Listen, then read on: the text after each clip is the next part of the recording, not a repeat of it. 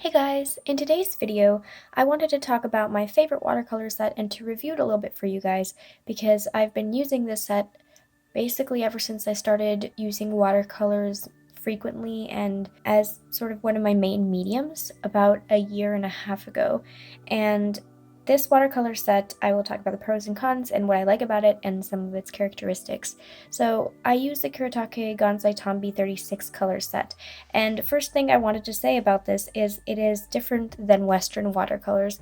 I will leave some resources down in the description, but basically the binding agent for these is a different kind of glue than Western watercolors, and they do act differently than Western watercolors. So these are not regular watercolors, disclaimer. That being said, I don't personally prefer Western watercolors because I do like to be able to lift my watercolors, and I use a lot of lifting techniques in my watercolor paintings, and I also don't really like some of the granulation that occurs with Western watercolors.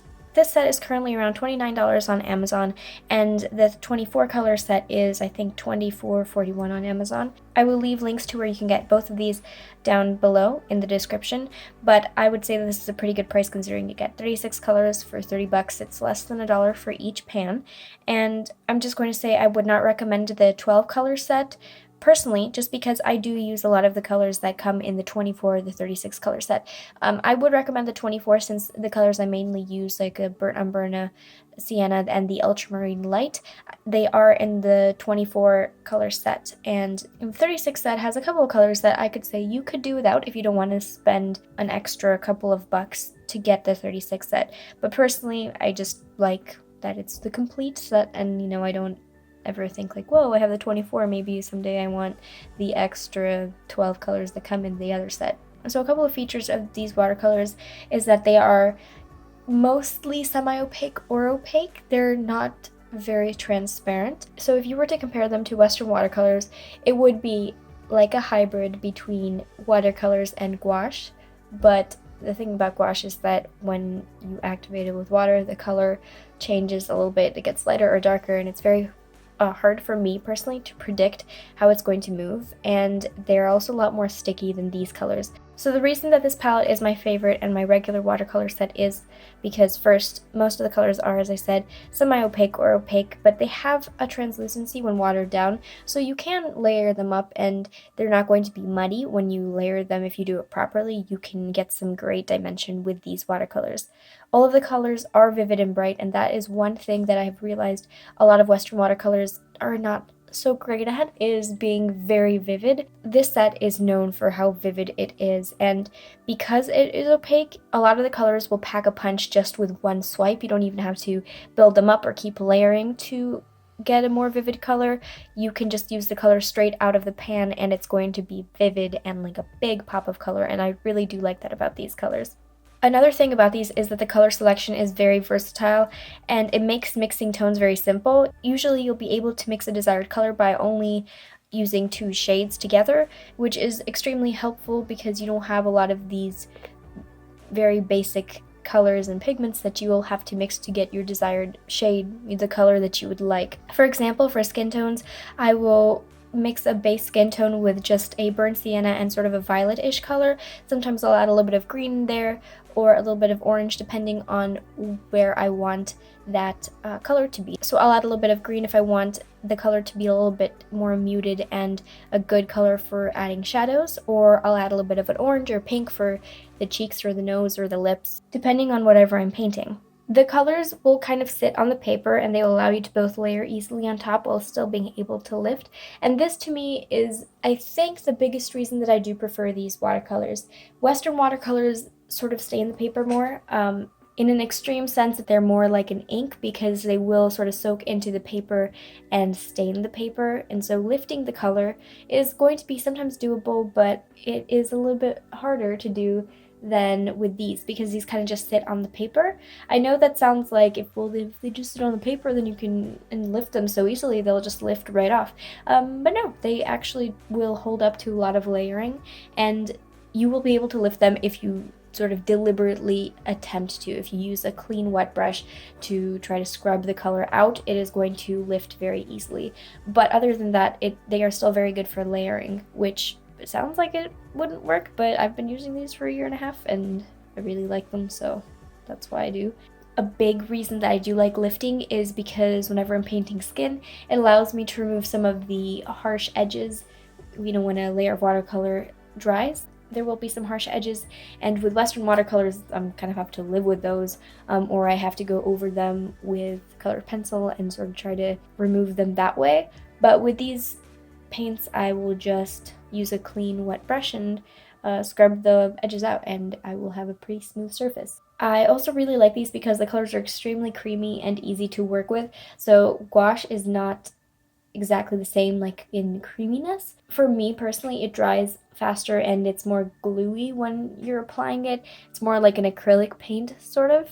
But these are extremely creamy, like they're buttery to work with, and it's just fun when you're using them. It just feels so smooth and great and awesome, and I love these colors.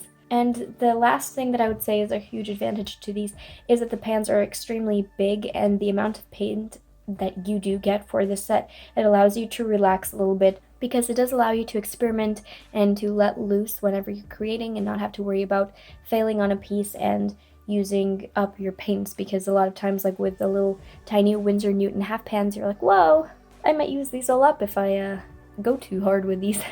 But these are great because I've been using them pretty much for almost every single one of my watercolor pieces. If you've been following me on Instagram and also here on YouTube, just go through my videos. I will have my materials listed down in the description. I have used my Holbein paints a couple of times.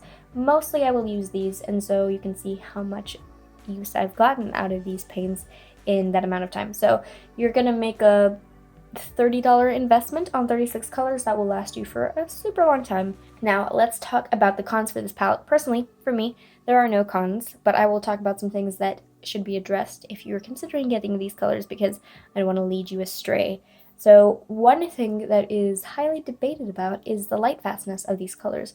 Kuretake themselves say that these are a light fast and Archival quality paint. So that's their statement. They say that these are light fast. A lot of people have commented and said that they've done light fastness tests, and a lot of the colors will fade over time in direct sunlight. So I think a good rule of thumb is to just say, don't put your paintings in direct sunlight, because like any paint that you use, even if it is light fast, will eventually fade a little bit if it's in direct sunlight. I mean, personally, I'm not sure if these are extremely light fast or if they will fade instantly, but for me personally, I haven't noticed any big difference. I still have a lot of paintings that I've made from a while back, and they do store pretty well. I mean, I don't keep them in direct sunlight, so I would not recommend that at any rate, but I think for indoor purposes they should be fine. Another thing about these that you have to keep in mind is whenever you're mixing colors, you can't mix too many colors or they will become very muddy, sort of like brown or gray. The amount of colors that come in the set make it very good to use because you can only mix 2 or 3 colors to get your desired shade, and you don't have to mix too many colors. Sort of that's the way the pan was thought out. So that's why there's so many colors. So I would recommend getting the 36 set if you are cautious about mixing the colors and how things are going to work out for you. But I think the 24 set should be just fine as well. Another thing about this, which is actually I think a con, the box is made out of cardboard, and so there is no mixing space as a palette. There's no plastic in this set so that you can use to mix your colors. Personally, I don't think that's a big deal, just because the back of the cover of the box has like these little swatch cards so that you can see which colors are which, just because some of the colors like the blues and the greens and the purples are going to be a little darker, and they kind of also look similar in the pan, but on paper they look different. So having that little swatch on the back of the top of the box is really useful whenever you're deciding what color and what tone you want in your piece. So if the box was made out of plastic, I would need to put in an extra swatch card, and I'd always have to pull that out whenever I needed it. So to me, it balances out, because instead of having to always have a swatch card, I just need a palette, you know? And the last thing about this set that I think is kind of a con is that the metallic and pearlescent shades are kind of lackluster, as in they're not that amazing. There's 2 like golden shades. There's one that's kind of like a green gold and one that's sort of an antique gold. I will use the antique gold sometimes, but the green gold is kind of ugly in my opinion. You know, if you like green gold, then it'll work for you. And these colors are not super reflective. They're not like pigment shine, and they're kind of like, ooh, I'm there, I'm a little shiny. So I've used these before and I've not had like a problem with them, but if you're like looking for some good metallic shades, I can't say that these ones are going to be the ones you need. But there is also a pearlescent shade in this package, which is kind of a nice shade. So I do actually have the Kuretake Starry colors. The Starry colors have some really nice golds in them. I know not everybody prefers those golds, and you can get some fine tech pearlescent shades as well if you like those, and those are great quality. But speaking in comparison between the pearlescent metallic shades in this set and the little sets that Kuretake also has for the starry colors that are golds, I would recommend that one over these. It's not a big deal, but you know, that might be a reason why you will get the 24 set instead of the 36 set if you were like looking for some good metallic shades, and that's why you would buy the 36 set. Not exactly would recommend, but they're not bad, you know? For this piece, I'm just working in my Stillman and Byrne beta series, like the landscape little sketchbook.